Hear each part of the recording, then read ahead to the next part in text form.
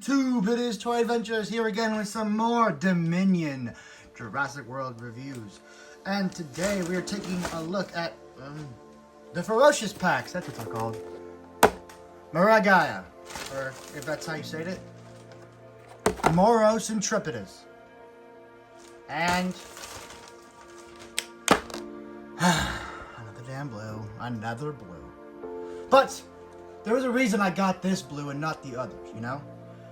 This is a Dominion blue. Normally I wouldn't be buying another blue because I have a million of them. And if I tried to buy every blue that Mattel tried to sell me, I would be a blue connoisseur. But this one is for the new movie, so I felt it was fair to at least give it a shot. Don't keep thinking that, Mattel, that you can keep making blues. Anyway. The real two standouts of this line are these two, and technically there is the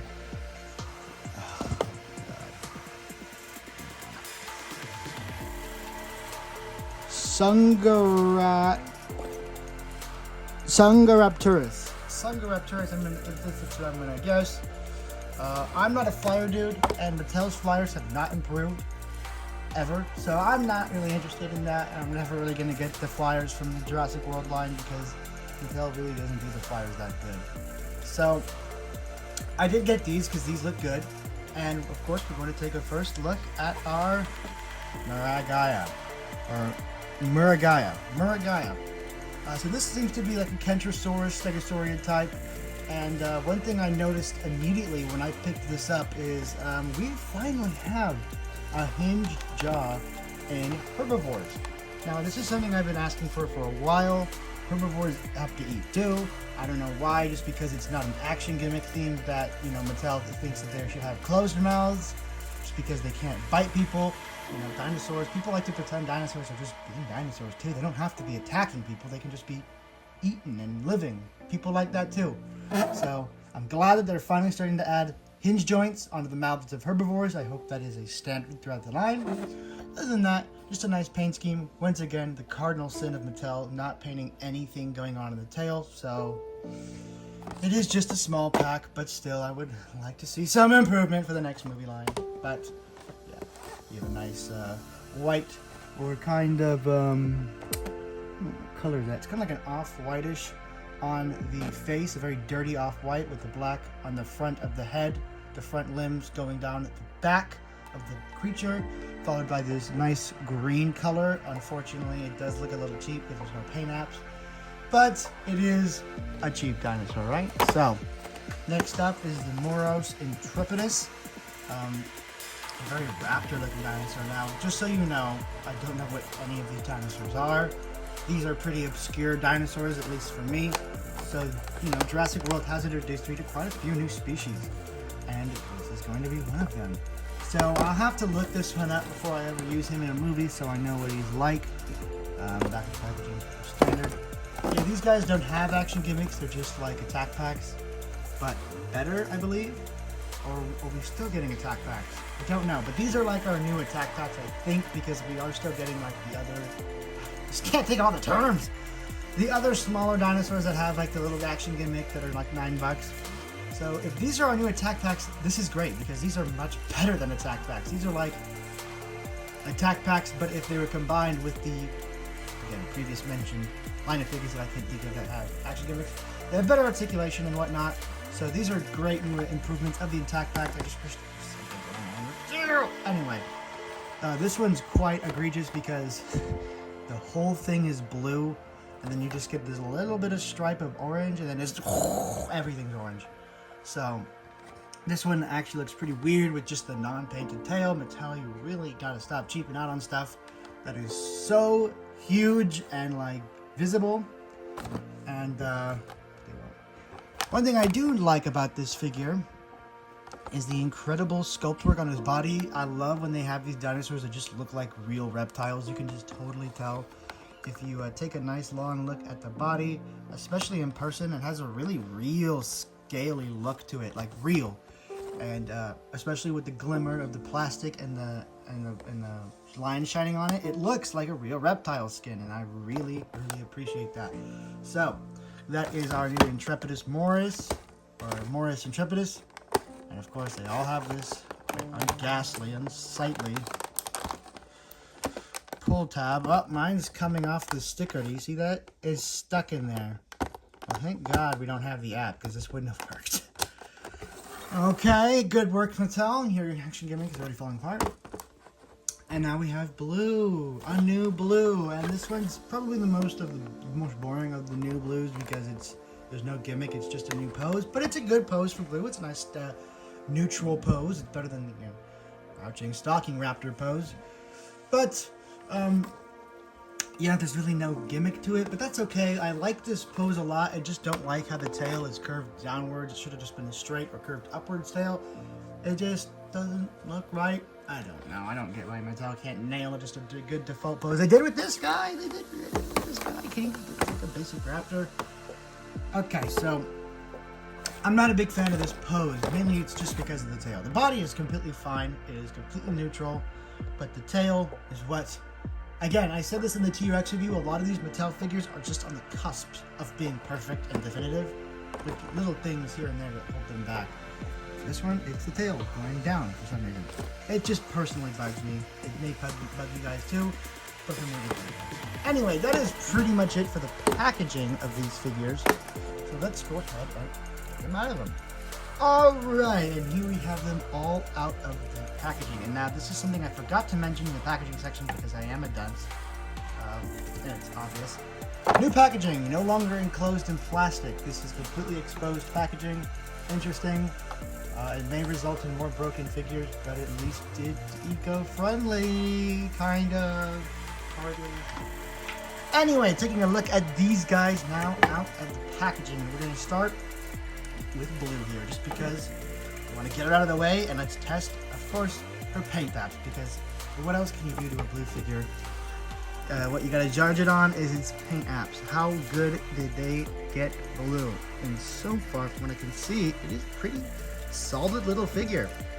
Nothing crazy good, but I mean, the white striping, come on, is really nice on the body, very nice and fine, although I would like the stripe to go a little bit further back. Taking a look up here at the head, it still looks pretty good. A little plain, but most of the blue figures do look plain because they don't have the subtle striping on her body, just like the, the blue stripe. Taking a look here at the other side, I remember when I used to think that this was a mistake, but no, her stripe does not cover her other eye. The misprint on the eye is just barely there, but, there are still QC issues in this line. Look at the belly. The way the paint was applied to the belly is pretty bad. It looks like it's rotting, but it is brand new. It's just the way this is not paint, it's like print. They printed it on there, and since the print was not accommodating for the grooves in the sculpt, you get this really weird artificial look to it. So that's fun. And blue has her pull tab thing. I don't know what this does, but I don't think we needed to put it on the back. It just seems like it's in the way. And now we're taking a look at the Miragia. The Miragia. I'm gonna have to keep this box on hand because I know his name. The Miragia. A pretty solid little dinosaur figure, pretty standard for the Attack Pack wave. Going over his articulation, you have a rotation fully 360 degrees up here in the neck. She can move down about that far, move her neck up about that far, so pretty fair articulation here in the head. Of course, like I said, the jaw articulates, and the mouth in there is very nicely painted. At least for the teeth and the mouth and the gums, much better than I would have expected, so bravo. The arms can just barely manage a 360 degree rotation, not that you need it, but it is neat. The legs can not make it 360 degrees because of her spikes back here, but that's fine. You get plenty of movement that you would need to pose. And a simple rotation here at the tail. Nothing crazy, but certainly a solid figure. Pull up her spikes, and there is her little tag. This one, I think, is the least egregious of all of them because of how cleverly they hit it. I mean, you really can't tell where it is. So this one actually gets a pass when it comes to my complaint with the thing with the pull tabs on the back. This one you really don't even notice. All right, Moros Intrepidus. A very raptor-looking dinosaur. You can clearly see the feathers. You can clearly see, oh my bad. You can clearly see that they are not painted. Taking a look at the paint in the mouth, it is pretty standard for a Mattel figure. And articulation in the head, full rotation in the neck. You can look down about that far, good for foraging probably like insects and small reptiles. Looking up, just about what you would need. Nothing more, nothing less. The arms are very stubby and weak, and are they articulated? They feel like they should be, but they are extremely stiff. Well, they are. They're just extremely stiff. A little odd because they're so differently colored from the rest of the body. The legs can make it 360 degrees. They're nice and bendy, and look how weird that is. That's just so cursed for a Mattel dinosaur to have no little scan feature on the foot. And there, of course, the leg rotates. And his pull tab, of course, like we established before, is falling off. Fix it. Anyway, that is really all I had to say about these guys. Pretty solid attack pack waves, or whatever they're calling them now. For me, they'll always be attack packs. It's just a cute little name for them, and it fits. They're just like your smaller dinosaurs, cheap price point. So, what are my final thoughts on this wave? Not including the flyer, because I'm going to say the flyer's bad no matter what. There's no point in doing it. I think it's a solid wave. I could do without the blue. I'm sure everyone could do without the blue, but it's the new movie and she's a character. You have to have her there. So I will forgive it this time. Moros and Miragia, or Viagra, or whatever you want to call him. They're good, solid entries. Kind of nameless dinosaurs still though. But, you know what? In a dinosaur toy line, who's going to complain about getting dinosaurs, am I right? So, I'm happy with it. Although I am certainly more excited for the other releases in this line like that. There is a Dinosaurs, and we are still hunting down the Hammond Collection stuff. Cannot wait to get that. Still hunting down the Legacy Collection stuff. Cannot wait to get my hands on that. So guys, there are reviews still on the way. We are just hunting down everything right now. This is the end of what I found yesterday, so we will be back on the hunt for more reviews.